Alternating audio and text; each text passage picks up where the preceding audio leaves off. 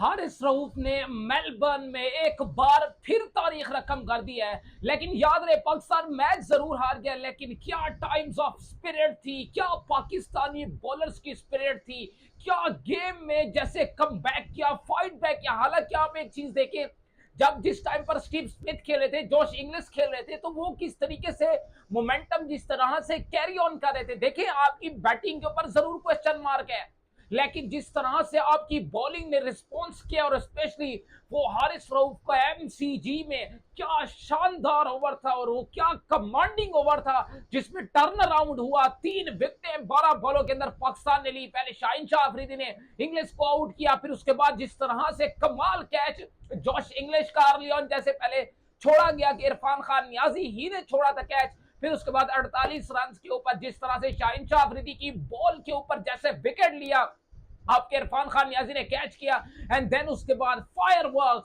Fight work, क्या शानदार था भाई। यही एमसीजी के अंदर एक्सपेक्ट किया जा रहा था हारिस रऊफ से। क्यों कमांडिंग स्पेल था। और वही याद करें, जैसे वो मेलबर्न सिटी के लिए खेलते रहे हैं, मेलबर्न के लिए वो एज अ फ्रेंचाइज के तौर पर खेलते रहे हैं, लेकिन एमसीजी में आज हारिस रऊफ का टोटली आपको तूफान बर्पा देखने को मिला। यही हीरोइक हिस्टोरिकल फाइट कमबैक। जैसे कि आप एक चीज देखें, जिस टाइम पर जोश इंग्लिश खेल रहे थे, जिस टाइम पर आपके स्टीव स्मिथ खेल रहे थे, तो क्या कमांडिंग पोजीशन के अंदर उन्होंने बिल्कुल पाकिस्तानी बॉलर्स को, कप्तान को, सबको आपके बैकफुट के ऊपर लगाया होता। लेकिन क्या हुआ कि आपकी जो बॉलिंग थी उसने कैसे कमबैक किया। शाहीन शाह अफरीदी ने एक मोमेंटम दिलाया, उसके बाद हारिस रऊफ ने क्या शानदार बॉलिंग की। वो मैक्सवेल को, उससे पहले जो उनके एक और थे मार्नस लबुशेन, उसको जैसे एज लगा और थर्ड मैन पर कैच पकड़ा गया। फिर उसके बाद एक कमांडिंग ओवर था जो मैक्सवेल को कराया गया। उसके बाद क्या शानदार पाकिस्तानी बॉलर्स ने कमबैक किया। मोहम्मद रिजवान की कैप्टनसी को भी सलाम जरूर है, लेकिन हम उनकी बैटिंग के ऊपर आपको जरूर डाउट है। ये नहीं हो सकता कि आप बैटिंग, इतनी थकी हुई बैटिंग आज आपने किया ना, मैं उसके ऊपर आगे चल के जरूर बात करेंगे, लेकिन सबसे पहली ये चीज है कि आपको इनको क्रेडिट देना पड़ेगा। क्यों, जितना क्रेडिट आप शाहीन शाह अफरीदी को दें, क्यों नहीं, क्योंकि उन्होंने जिस तरह से बैटिंग से परफॉर्म किया है, फिर उसके बाद जिस तरह से नसीम शाह ने विद द बैट परफॉर्म किया है, उसकी वो इंक्लूजन, वो जिस तरह से 46 रन की शानदार उसकी पारी थी, अगर वो ये न खेलता तो आप तो 150 के ऊपर पूप हो गए थे। अगर आपकी शाहीन शाह अफरीदी ना खेलते वो छोटी सी पारी, अगर ना खेलते आपके नसीम शाह, तो आपको, आपने तो 150 नहीं करना था।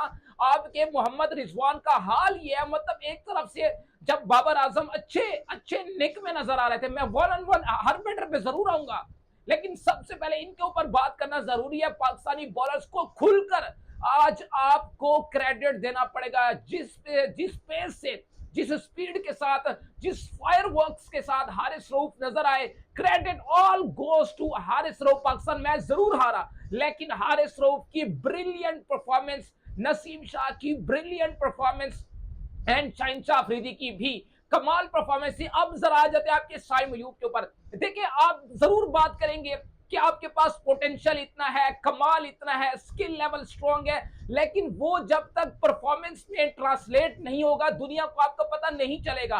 और शाइम अयूब हम देख रहे हैं इंग्लैंड के खिलाफ भी ऐसे स्ट्रगल कर रहे थे। जब वर्ल्ड क्लास बॉलिंग आती है तो शाइम अयूब बिल्कुल फीके से पड़ जाते हैं। दूसरा, अब्दुल्ला शफीक के ऊपर सबसे बड़ा कंसर्न यही है कि फास्ट बॉलर के अगेंस्ट जिस तरह से अब्दुल्ला शफीक स्ट्रगल कर रहे हैं। हालांकि आपकी शुरू की उनकी बॉल्स देखी जो उन्होंने फेस किया, मिडल ऑफ द बैट वो कर रहे थे, यानी बॉल सही मिडिल कर रहे थे, वो बल्ले के ऊपर सही ले रहे थे। लेकिन क्या हुआ कि अनइवन बाउंस हुआ मिचेल स्टार्क का, और जहां पर अब्दुल्ला शफीक साहब को समझ ही नहीं आई कि उनके हाथ से हुआ क्या है। ना वो लेफ्ट कर पा रहे थे, ना वो ब्लॉक कर पा रहे थे, उनको कोई समझ नहीं आ रही थी मिचेल स्टार्क की बॉल। अब्दुल्ला शफीक की सिलेक्शन के ऊपर काफी क्वेश्चन मार्क है। आज आपको जरूर याद आई होगी फखर जमान की, इमामुल हक की, फखर जमान की स्पेशली बात करेंगे। आप उनको लाजमी आपको चांस देना था दौरा ऑस्ट्रेलिया के लिए। आपने सबसे बड़ा ब्लंडर किया सिलेक्शन कमेटी ने, आपने खामखा फखर जमान से खार निकाल के पाकिस्तान को आपने बैटिंग में नुकसान कराया। आप शाइम अयूब के अंदर जितना मर्जी पोटेंशियल कह लें भाई, जब तक वो पोटेंशियल आपका परफॉर्मेंस में ट्रांसलेट नहीं होगा, आपका कोई फायदा नहीं है। ऐसे पोटेंशियल का, ऐसे टेम्परामेंट का, ऐसे स्किल लेवल का कोई कोई मसला नहीं है। कोई फायदा ही नहीं है आपका। जब वो आपकी परफॉर्मेंस में, जब आपको टीम में जरूरत नहीं है, जब आप टीम में कंट्रीब्यूट ही नहीं कर पा रहे, तो फिर कैसे आप टीम को जिताएंगे?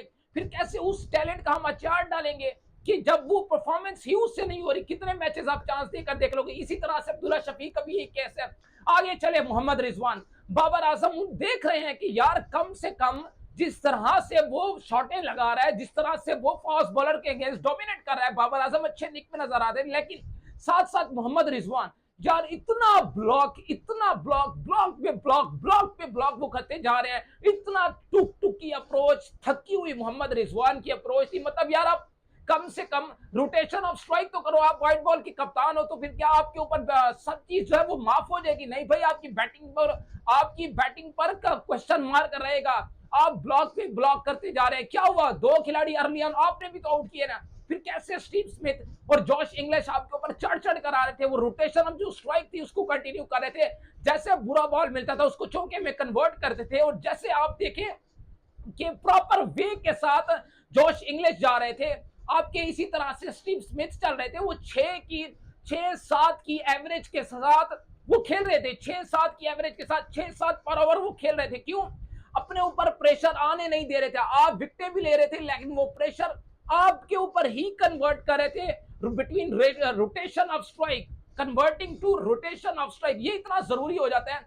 और दूसरा, बाबर आजम का सबसे बड़ा कंसर्न ये है कि ओडीआई में 3 से 4 मरतबा बैट कमे ये आपके एडम ज़ेप्पा स्पिन के अगेंस्ट। बाबर आजम इतने स्ट्रगल करते हैं कि टी20 में 2 से 3 मरतबा वो आउट कर चुके हैं।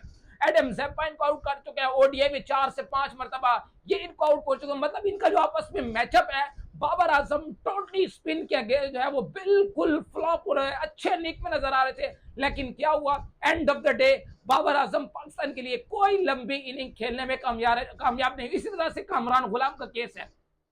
अब आप इतना पोटेंशियल है, आपने कमाल डेब्यू किया, लेकिन ऐसा नहीं हो सकता क्या आप सिर्फ अवे कंट्री में रन्स ना करें या अपने घर पे रन्स करें तो बाहर नहीं रन्स करेंगे। कामरान गुलाम लिटरली उनकी जो पॉजिटिव अप्रोच नजर आ रही थी, जैसे उन्होंने एडम ज़ेप्पा को निकल के एक चौका लगाया, उनकी सही पॉजिटिव इंटेंट थी, रोटेशन ऑफ स्ट्राइक अच्छी कर रहे थे, लेकिन एक अनइवन बाउंस उनको भी मिला। वही बॉल अब्दुल्ला शफीक को मिला था, अब्दुल्ला शफीक चलते बने थे। वही बॉल कामरान गुलाम को मिला, वो भी चलते बने। इन लड़कों को बैटिंग में पोटेंशियल दिखाना पड़ेगा, बैटिंग में रिस्पॉन्स आपको करना पड़ेगा। अगर आप बैटिंग में रिस्पॉन्स नहीं करेंगे तो आज 204 पर पाकिस्तानी बॉलिंग जैसे कमाल फाइट की इन लड़कों ने, शानदार फाइट की। क्रेडिट ऑल गोस टू आपके बॉलर्स।